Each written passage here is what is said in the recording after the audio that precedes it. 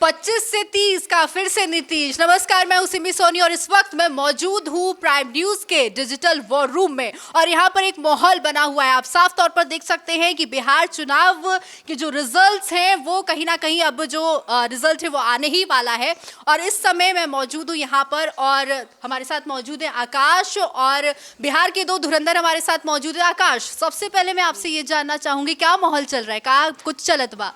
माहौल तो ये बा कि 25 से 30 लगा था कि फिर से अय्यन नीतीश।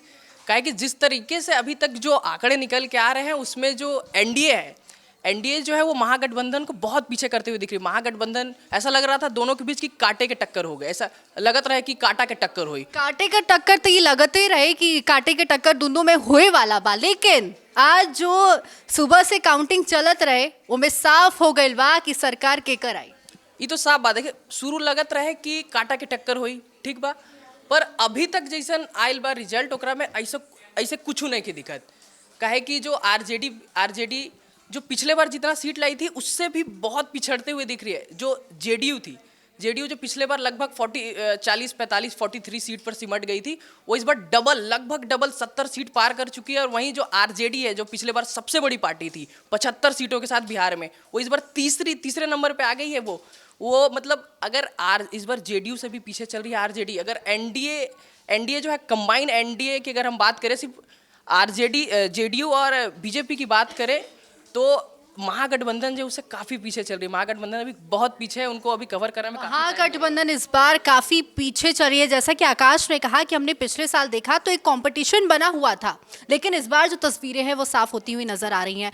सोनू, मैं आपसे ये जानना चाहूंगी कि क्या कुछ रीजन हो सकता है इसका, क्यों ऐसा देखने को मिला है कि इस बार कॉम्पिटिशन मतलब सब कुछ साफ है? पिछली बार तो ये था कि कहीं ना कहीं कांटे की टक्कर थी, पर अब साफ तौर पर देखा जा सकता है कि एनडीए आगे बढ़ रही है। देखिए, सबसे बड़ी बात यह है कि लोगों का भरोसा नीतीश कुमार फिर से है और ये जो उनकी तरक्की मतलब डबल दुगने जो सीट बढ़े हैं, ये एक ही बात बताता है कि लोग का कहीं ना कहीं भरोसा नीतीश पे है ना। लोग बम्पर वोट किए हैं और नीतीश पे भरोसा कहीं ना कहीं लोगों को आगे का रास्ता दिख रहा है, तरक्की दिख रहा है। भले ही लोग उन पे दबाव बना रहे थे कि अच्छे मतलब सरकार नौकरी नहीं दे रही है, शिक्षा की मतलब स्थिति सही नहीं है, लेकिन उसके बावजूद इतने अच्छे से रिकॉर्ड तोड़ अगर जीत हो रही है तो कहीं ना कहीं फिर से नीतीश की अच्छी भरोसे की जीत है। और अगर ये सरकार बनती है तो आने वाला समय में विकास बिहार के रफ्तार में पकड़ेगी। जैसे कि आप नौकरी की बात कर रहे थे, तो जैसा कि हमने देखा है कि एनडीए और महागठबंधन का जो मैनिफेस्टो सामने आया था उसमें सबसे पहले बात की गई थी एनडीए महिलाओं के बारे में, और सबसे पहले जो बात था वो युवाओं को रोजगार देने की बात है जो दोनों तरफ से कही गई है। तो आकाश, मैं आपसे ये जानना चाहूंगी कि क्या जो बिहार की जनता है, आपने हर बार देखा है किस तरह से जो वहाँ की युवा हैं वो शहर में आके अपनी पढ़ाई पूरी करते हैं, हर बार का पिछले अगर हम इतिहास से भी देखते आए तो ऐसा होता रहा है, जमीनी स्तर पर भी ये तमाम चीज़ें देखने को मिली है। तो क्या कुछ लगता है आपको युवाओं को क्या कुछ मिलने वाला है? सबसे पहले तो मैं आपको बता दूं कि ये जो पलायन है, ठीक है, कि युवा जो बिहार के युवा है वो बाहर जाके नौकरी कर रहे हैं, बाहर जाके जॉब कर रहे हैं, फिर बाहर जाके पढ़ रहे हैं। इसका जो इस बार जो था सारे पार्टियां, चाहे वो महागठबंधन हो चाहे एनडीए हो, ये काफ़ी इस बार फोकस किया पलायन रोकने पे कि हम पलायन कम करेंगे, हम आपके यहाँ कंपनी लगाएंगे, फैक्ट्री लगाएंगे। इसका पूरा श्रेय जाता है जन स्वराज के संस्थापक प्रशांत किशोर को, क्योंकि प्रशांत किशोर ने शुरू से ये मुद्दा बनाए रखा था कि आपके बच्चे अभी होली में आएंगे, दिवाली में आएंगे, छठ में आएंगे, फिर उसके बाद 10-15 दिन बाद फिर वो बाहर नौकरी करने चल जाएंगे। तो इस कारण आप ऐसी सरकार को ना चुनिए, हमको लाइए ताकि हम यहाँ फैक्ट्री सेटअप करें, युवाओं को रोजगार दें, अच्छे स्कूल कॉलेज रखें, यहाँ पढ़ें।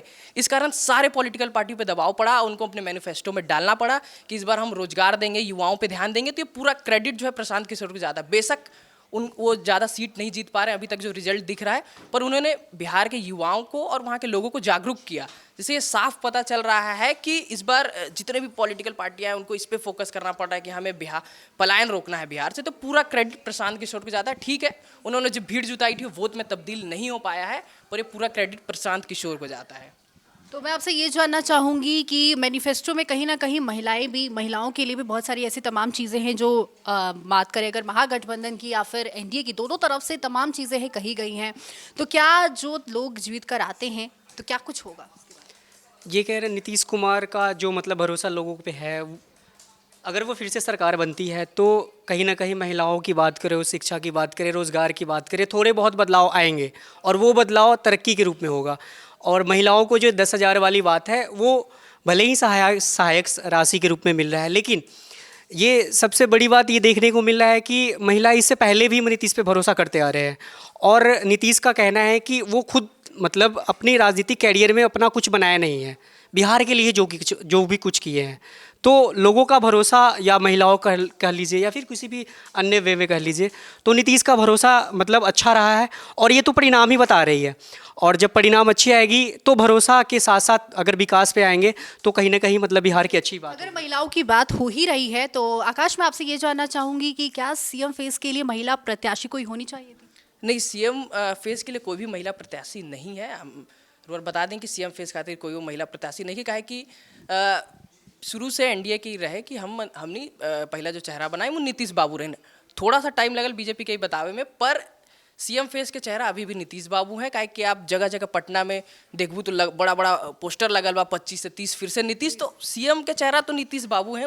ओकरा में महिला, उसमें महिला का कोई इसमें मतलब महिला कोई चेहरा नहीं है। हालांकि जो नीतीश बाबू ने, नीतीश कुमार, हमारे सीएम नीतीश कुमार ने जो महिलाओं को 10,000 रुपया बांटा है वो काफ़ी काम आया। ग्रामीण क्षेत्र में आप जाएंगे तो लगभग बहुत महिलाओं को ये सुविधा का लाभ मिला है। सब जो नीतीश कुमार की तरफ से 10,000 रुपये बांटल गई रहे, ओकर जमीनी स्तर पर का कुछ देखे के मिलल बा? जमीनी स्तर पर ये बा कि हम अभी कुछ दिन पहले घर गई रही तो वहाँ देखनी कि जो लोकल महिला है वहाँ के लोग, उनको ये पैसा मिला है तो उससे काफ़ी खुश है। अब वो उससे बिजनेस में लगा रही है नहीं लगा रही है, ये कहीं ना कहीं जो वोट बा उ 10,000 रुपये जो महीना में दियल गई बा, ऐसे प्रभावित भइल बा ऐसे?